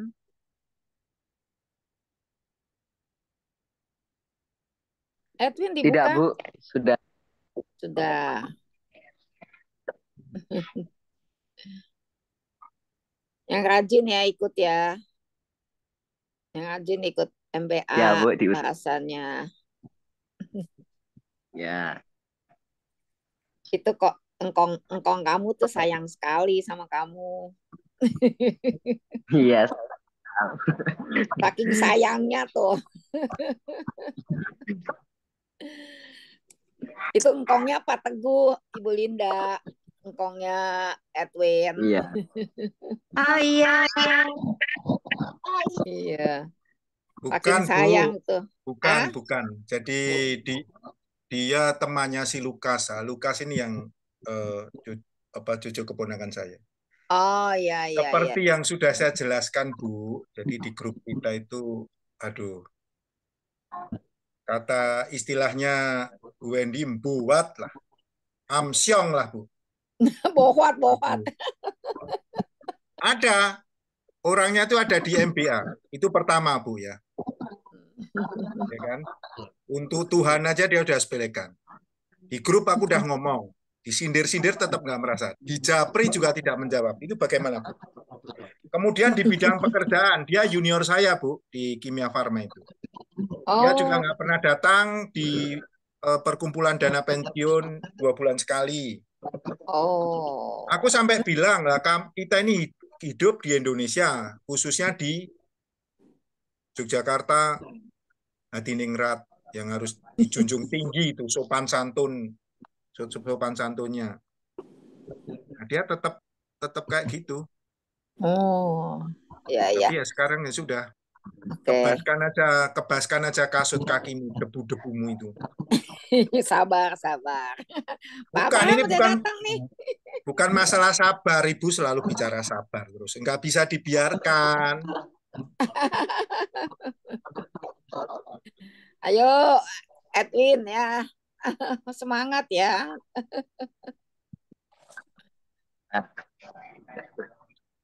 Itu Pak Abraham boleh dilanjut, Pak Abraham. Iya, oke. Maaf tadi ada kendala ya. Jadi ini baru bisa masuk lagi. Jadi kalau dari pertanyaan Ibu Endang tadi yang kalau saya nggak salah mengerti adalah tentang mereka ini bertobat apa enggak ya, begitu ya kalau nggak salah ya Bu ya. Iya, terus pertobatannya itu bisa kita lihat di kitab mana gitu, Pak? Oke, jadi kalau pertobatannya secara ibaratnya kita mesti lihat ada dua ya, secara pribadi dan secara keseluruhan, Ya. kolektif. Nah, kalau secara keseluruhan atau kolektif, dari sudut pandang negaranya, itu kita lihat mereka nggak bertobat. Makanya mereka ngalami pembuangan. Jadi maksudnya itu kalau kita lihat kan, saya coba tampilkan kembali ininya ya, slide-nya yang tadi. Sebentar.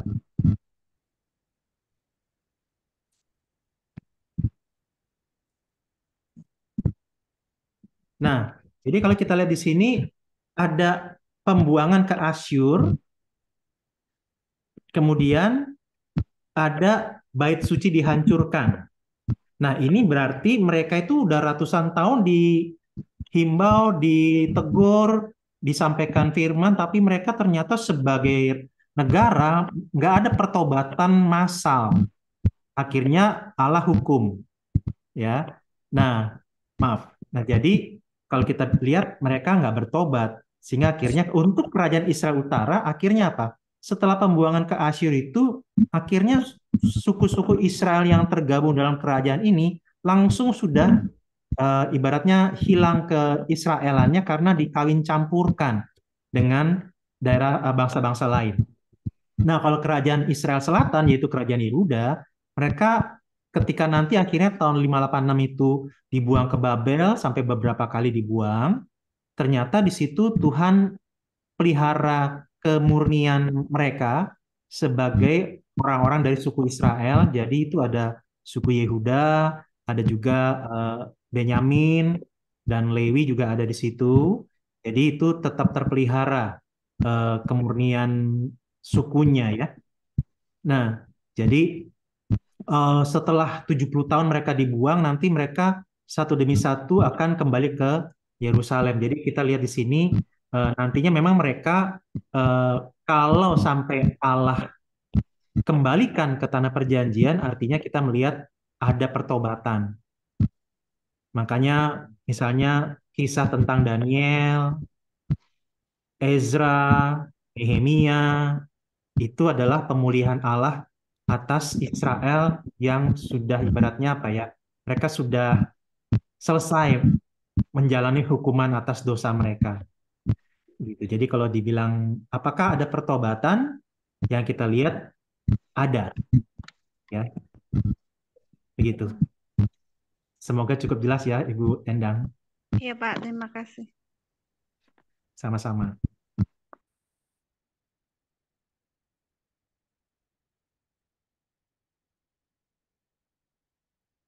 Ya, baik. Ada pertanyaan lagi atau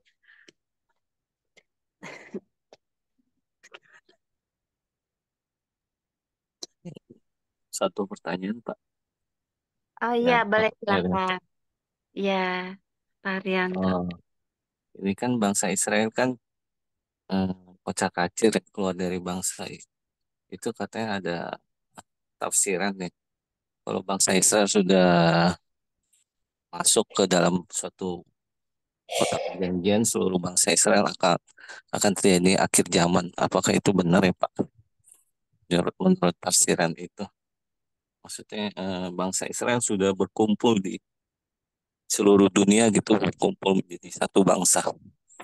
Terima kasih Pak. Oh ya, oke. Ya, makasih Ko Herianto untuk pertanyaannya.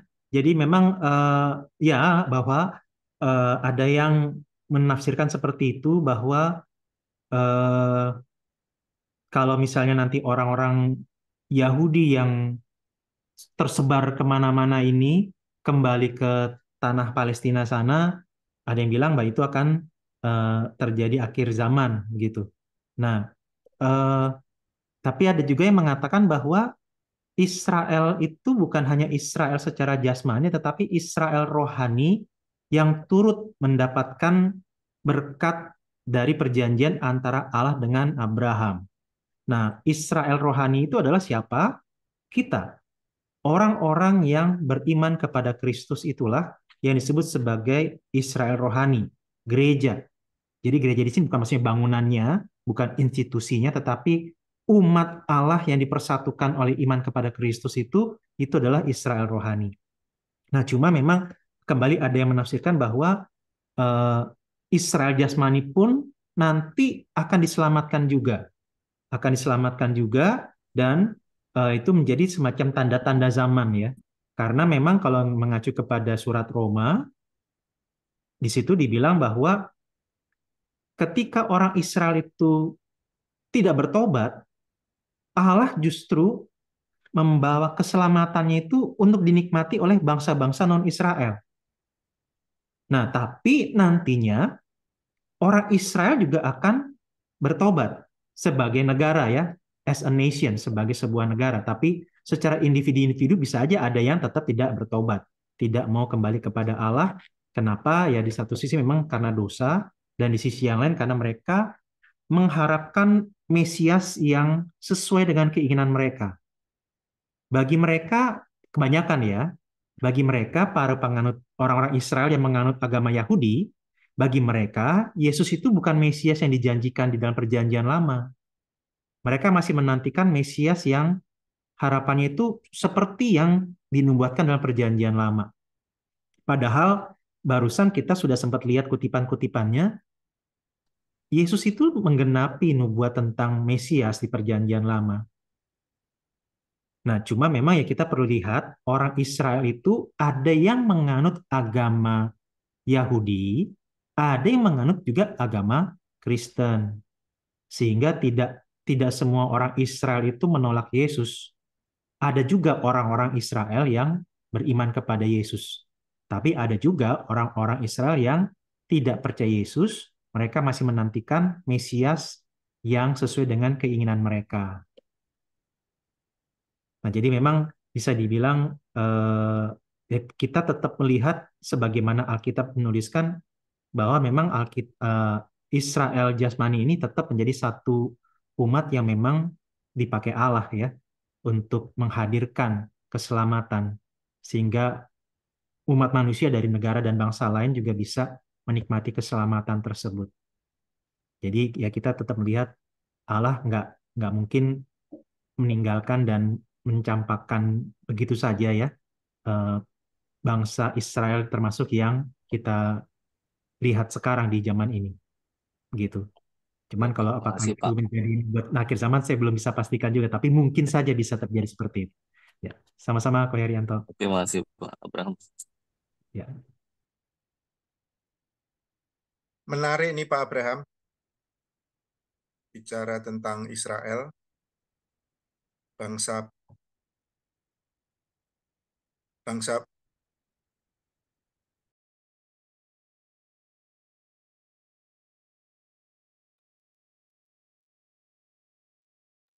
Iya Pak, silakan Pak. Dengar Pak ya suara ya. Ya, kedengaran Pak. Menarik Pak mengenai bangsa Israel, bangsa pilihan Tuhan, dan itu sungguh-sungguh sudah tercatat di dalam Alkitab, dan itu merupakan firman yang sangat dipercayai. Walaupun di negeri kita ini, aduh, fitnah-fitnah masih simpang siur. Tadi mendapat juga itu konon katanya Israel membantai orang-orang di masjid karena apa? Saya nggak mau teracuni, langsung saya delete aja Pak. Kemudian juga berita yang terakhir ini, US sudah mengirimkan kapal induknya ke sana karena negeri Iran sudah mau menyerang. Nggak ngerti nih apa jadi perang dunia ketiga apa tidak. Kemudian saya juga pernah ini Pak, melihat di video bahwasanya ini menarik juga ini. Bangsa Tiongkok, Republik Rakyat China, itu konon katanya dari keturunan Sem Pak ya. Anaknya Nuh. Dan ini tanda-tandanya kan dia juga merupakan sekarang sungguh menghebohkan kemajuan di segala bidang, baik dari pertanian, perkebunan, dan teknologi mutakhir lah. Sampai sudah generasi 7 atau generasi 8 jadi media multimedianya. Dan kemudian dia juga, nah ini Pak yang jadi bingungan ini. Dia berkiprah di negara-negara Eropa, apa misalnya sebagai contoh, yang sangat kekeringan, terakhir lagi dia membantu untuk kebutuhan air minum aja dia tidak bisa meminumnya, sehingga dia rakyat di negara itu meminum air yang sangat-sangat kotor. Langsung Xi Jinping perintahkan untuk membantu dan dibikinkan berapa itu 100.000 sumur atau bagaimana intinya. Dan sewaktu digali ditemukan hasil tambang Pak. Dan banyak negara-negara yang besar ingin langsung ditolak. Dan oleh negara tersebut langsung dipasrahkan kepada RRC untuk mengelolanya, konon free itu. Nah ini kan gila itu Pak. Jadi demonstrasi dari kasih yang nyata, sungguh-sungguh kita boleh melihat. Walaupun mereka bukan maksud saya pemimpin negaranya ya, presidennya dan politbiro dari Partai Komunis di China itu kan kebanyakan bukan Kristen kan Pak, atau bukan Katolik. Dan juga pertumbuhan gereja, banyaknya jumlah gereja di RRC itu untuk Italia dan Vatikan ataupun Perancis dijumlahkan aja masih kalah jumlahnya dengan di sana. Nah ini sungguh penampaan atau gejala-gejala yang kita lihat pada akhir-akhir ini.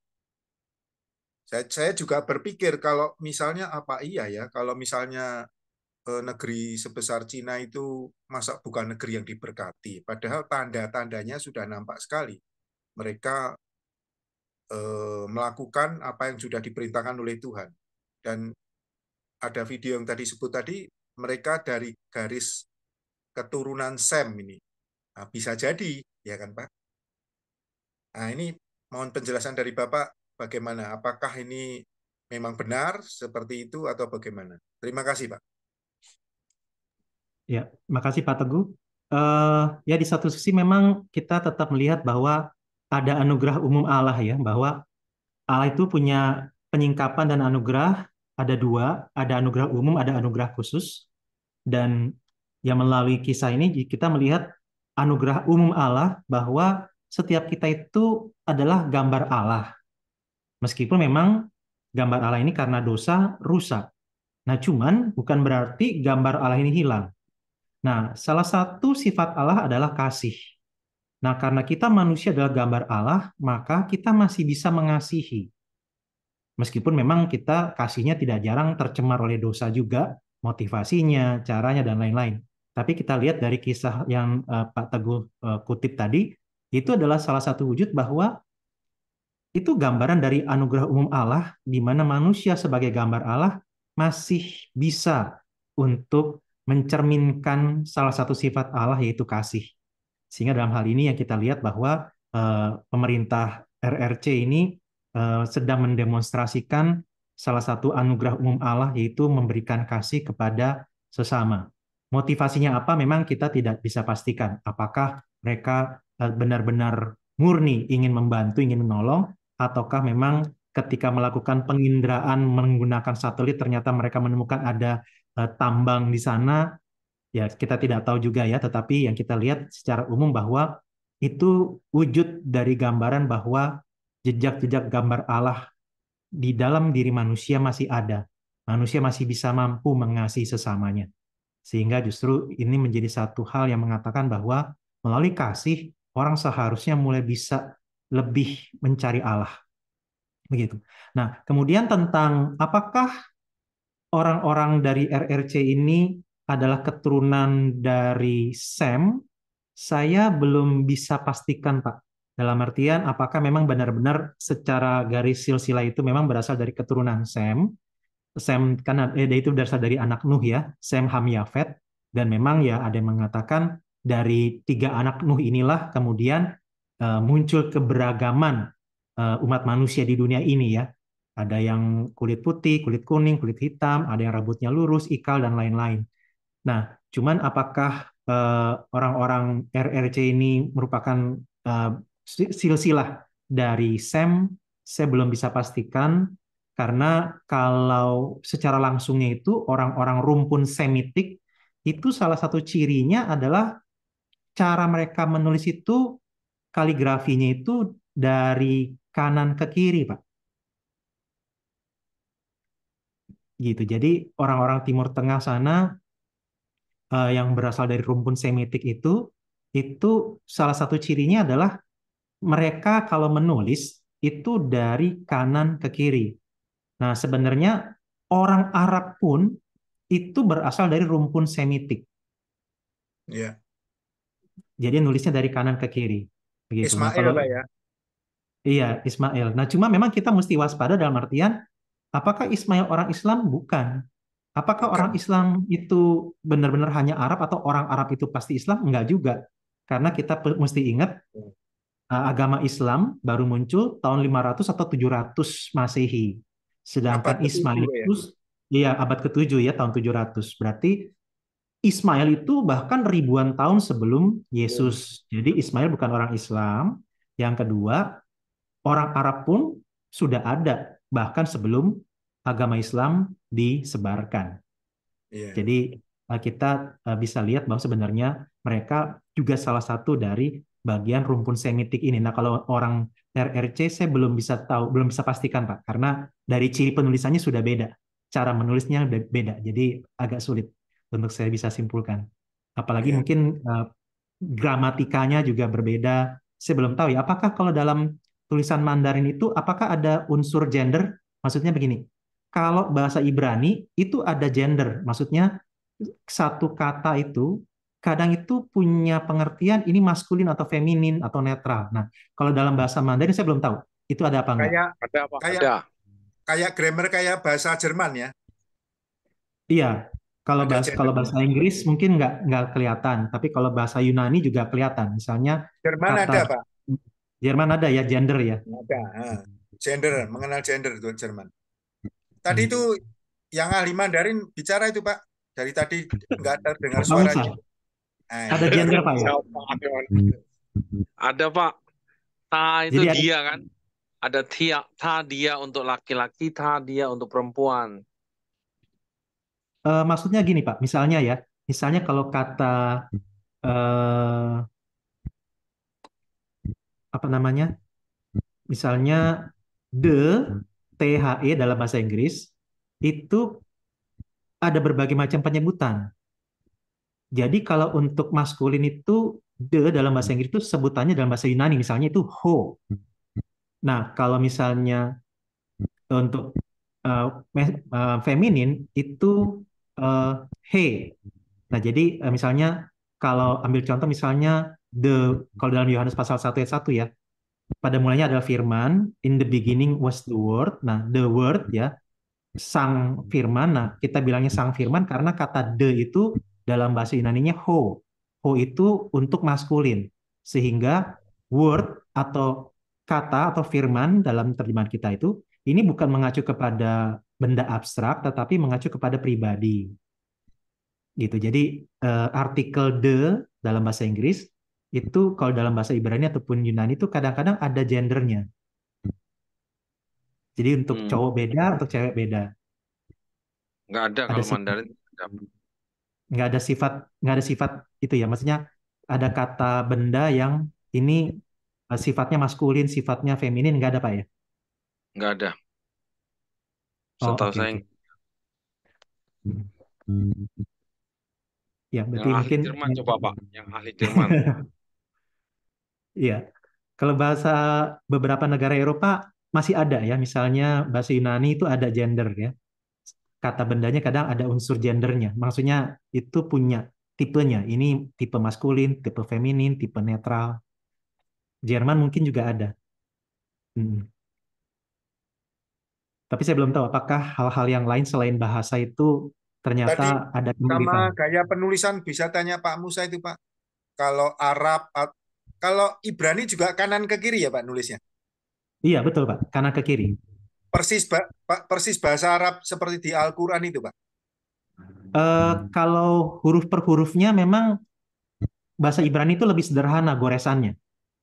Tapi kalau kita penyebutan abjadnya itu mirip. Kalau Ibrani kan alef, bet, gimel, dalet, he, dan seterusnya. Nah, kalau orang Arab itu kan alif, ba, tasa ya. Jadi mirip-mirip ininya penyebutan abjadnya dari Karena huruf mereka pertama ke huruf berikut. masih serumpun Pak ya. Iya, Jadi betul Pak. bahasanya Masih mirip. belum serumpun. Heeh. Isa, Yesua, ya kan? Isa, Yesua. Akhirnya jadi Yesus setelah masuk Yunani. Iya. Nah, gimana itu Pak Musa? Kalau penurusan dari huruf Kwoi itu Ya, dari kalau atas ke bawah. Alkitab Mandarin dulu dari kanan ke kiri. Kejadian Oh. tuh paling ujung kanan. Wahyu itu paling ujung kiri. Hmm. Kalau kita kan kejadian paling ujung kiri. Iya, Halaman betul. pertama paling ujung kiri. Wahyu paling ujung kanan. Nah, kalau Alkitab Mandarin kejadian paling ujung kanan, Wahyu paling ujung kiri. Jadi cara nulisnya sama Pak, dari kanan ke kiri. Orang dulu dari kanan ke kiri, orang dulu. Tapi sekarang sudah modern, mereka berubah dari kiri ke kanan. Bukan dari Oh. atas ke bawah. Atas ke bawah juga berlaku. Nah, ada juga kan? Atas ke bawah berlaku, kanan ke kiri berlaku, itu orang dulu. Iya. Tapi sekarang orang sekarang modern, kiri ke kanan aja. Ini saya termasuk tenglang bulace, tenglang ning ra ngerti basa tenglang ya kacau ini. Habis sekolah dulu cuma sampai TK Pak Abraham saya. Oh ya, Nyesal juga. lumayan.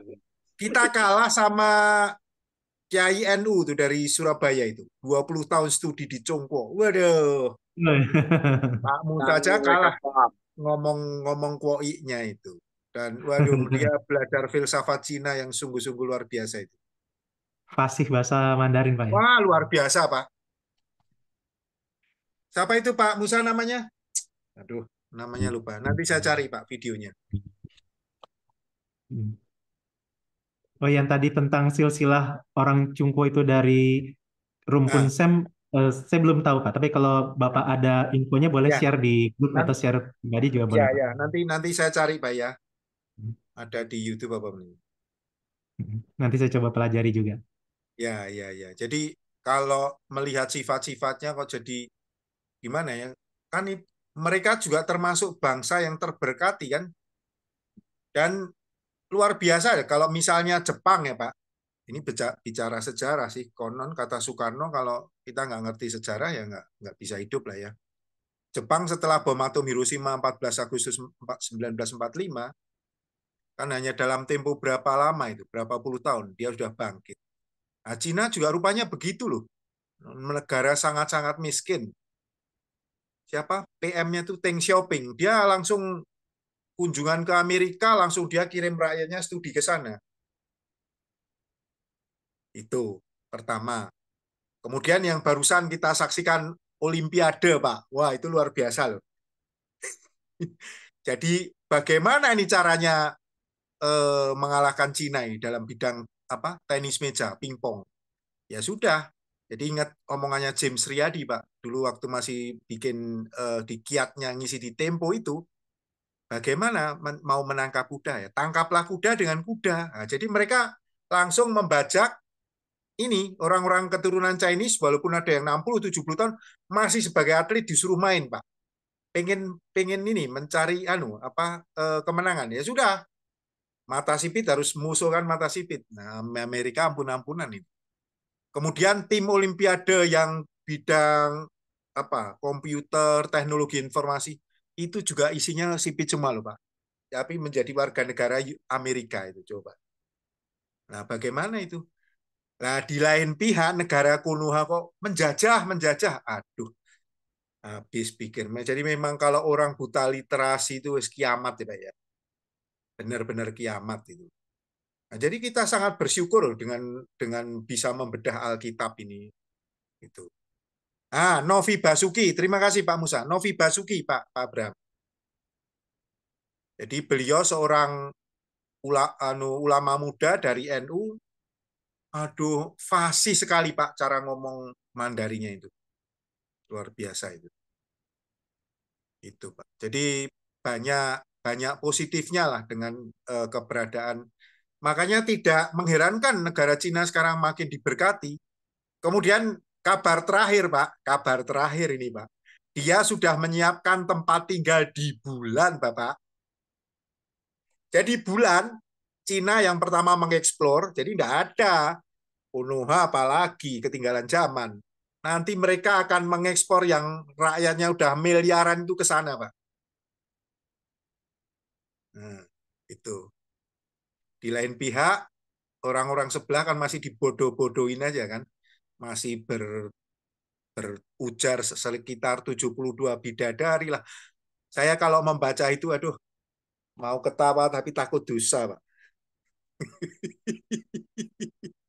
Mengerikan sekali. Jadi kita sungguh bahagia Pak ya, kita sudah mendapatkan mutiara kehidupan dari seorang hambanya yang turun ke dunia langsung. Itu. Jadi ya begitulah Pak. Kalau dari sebelah ya ulamanya yang bisa dihitung jari yang kemarin udah berpulang, angkatannya Gus Dur lah. Gus Dur, kemudian bapaknya Najwa sama satu lagi itu kiai satu lagi itu yang sering membacakan puisi. Kalau yang lain ada ulama yang lain langsung kita delete aja karena isinya tidak mencerahkan tapi menjerumuskan. Nah, seperti itu. Apalagi yang barusan berpulang itu. Waduh. Menurut saya dia paling ya sudah sudah dimasuki lah ya kan, dimasuki Roh Kudus maksudnya. Karena penjelasannya lemah lembut, kemudian sangat-sangat mengena itu. Itu. Ya begitu Pak Abraham. Gak apa-apa ya Pak, kita bicara tentang ngalor ngidul tapi yang penting bermanfaat Pak ya. Iya Pak, oke Pak. Makasih banyak Pak. Terima kasih Pak Abraham. Nanti saya cari Pak, saya nanti kirim ke Bapak. Oke Pak, makasih. Ya. Waktu sudah menunjukkan 21.14 Pak Musa. Aku belum dengar suaranya Pak Musa ya. Pak Musa tanya. Pak Musa.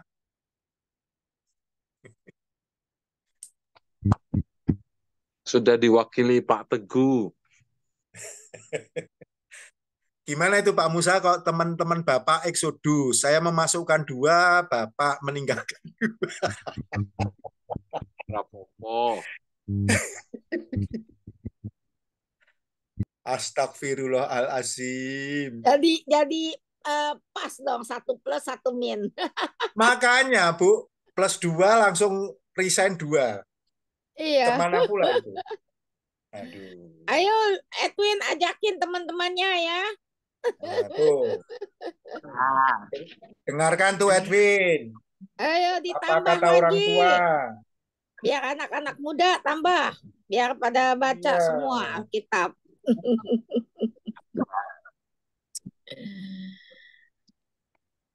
Oke kali ya, tutup kali ya. Udah Ada pertanyaan lagi?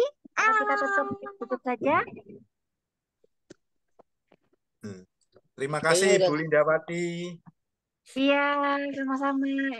Oke, doa penutupnya boleh minta Pak Musa? Oke, baik. Mari Bapak Ibu, kita bersyukur pada Tuhan. Ya Bapa kami yang di surga, sungguhlah hati kami meluap dengan rasa syukur Tuhan. Tuhanlah yang sudah memberi kami kesempatan, kami boleh banyak belajar, kami boleh mengenal Tuhan. Setiap hari yang Tuhan anugerahkan, nafas hidup ini berasal dari Tuhan. Biarlah kami tidak lupa akan Engkau pencipta kami, supaya setiap hari kami boleh selalu merenungkan firman-Mu. Firman-Mu selalu ada di dalam hati pikiran kami. Untuk kami lakukan, menyatakan cinta kami kepadamu ya Tuhan. Karena yang terpenting dalam hidup ini adalah mencintai Tuhan, menghormati Tuhan, dan merindukan Tuhan selalu. Biarlah itu kami wujudkan dengan ketaatan, dengan sungguh-sungguh mempelajari firman Tuhan. Biarlah terpuji nama Tuhan dalam hidup kami. Boleh kami bagikan kepada orang lain ya Tuhan. Boleh kami nyatakan kasih kami kepada orang di sekitar kami. Terima kasih untuk kesempatan MBA malam ini Tuhan. Kami boleh menyelesaikan kita perjanjian lama kembali. Besok kami akan mulai perjanjian baru. Biarlah Tuhan menolong, memberi kami kekuatan, semangat, pertolongan, dan kasih Tuhan. Biarlah hati kami terus melimpah dengan semangat, ucapan syukur, dan mengandalkan Tuhan. Terima kasih ya Tuhan. Kami bersyukur untuk Pak Abi yang sudah membimbing kami selama ini. Tuhan memberkati, menolong beliau, memberikan kekuatan, kesehatan, memberkati, menyertai seluruh keluarganya. Nama Tuhan dimuliakan dalam hidupnya.